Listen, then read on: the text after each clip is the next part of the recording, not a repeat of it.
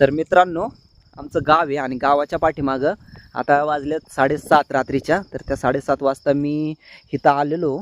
तर तिथं मला आहे ना काहीतरी जाळीच्या पाठीमागं खुसखुस करताना आढळलं. मला वाटलं बिबटे. मी बघितलं तो खरोखर बिबट्या होता. आयुष्यपत सांगतो तुम्हाला बघायचं आहे का? बघा आता, बघा, दिसलं का? नाही दिसलं? अहो खरंच देवा शपथ मी बघितलंय राव. एक बिबटे आहे तिथं, खरं सांगतो तुम्हाला शपथ. बघा बरं, बघा, आहे का? आहे का? तुम्हाला खरंच विश्वास बसा ना का?